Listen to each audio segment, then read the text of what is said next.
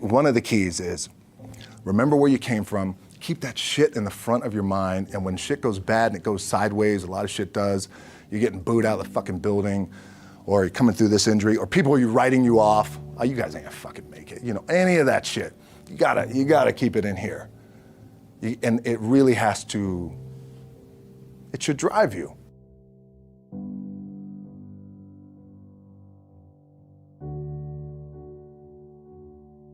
This idea and this notion that you could be anything you want, and you can accomplish anything you want, right? We hear that. You've heard that from the time you were little boys. You hear that now. You're already incredibly accomplished. You can win an NBA championship, MVP of the league. You could become president. You could become governor. You could be in entertainment.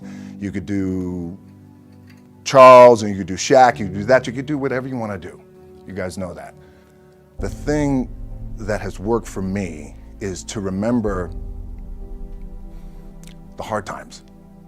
So, and I'm sure you guys all have your processes, and again, I'm gonna tell you what's worked for me. So before a big movie comes out, before, back in the days when I was wrestling with WWE, a WrestleMania match, anything big that would happen, I would always take a moment and I'd just remind myself, all right, I was evicted when I was 14. We were kicked off the island. We couldn't live in Hawaii. Had no place to live. A lot of shit happened then when I moved to Nashville. I was arrested multiple times by the time I was 16 years old. I gotta remember that.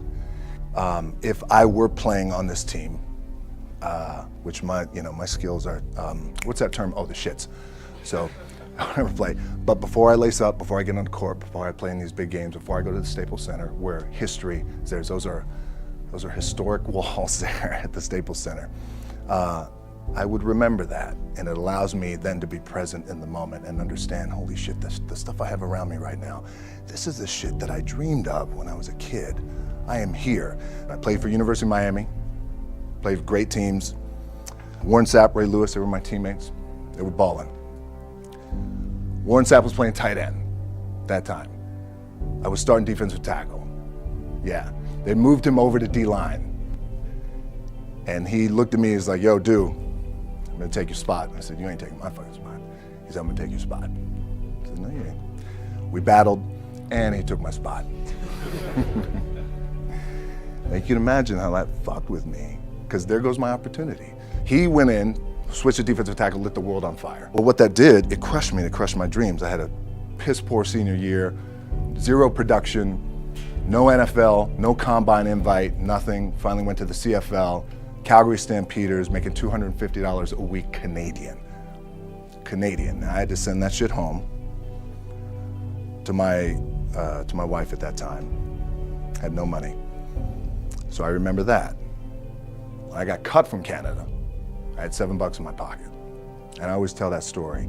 So now my production company is $7, advertising agency is $7, everything is $7. So I always remember that. What helps me is to keep the hard times in the front of my mind, because it allows me to go into these big moments that I've worked my ass off, and you guys have worked your ass off. It allows me to go into these big moments with a different perspective. What it also does for me, and again, this is what works for me,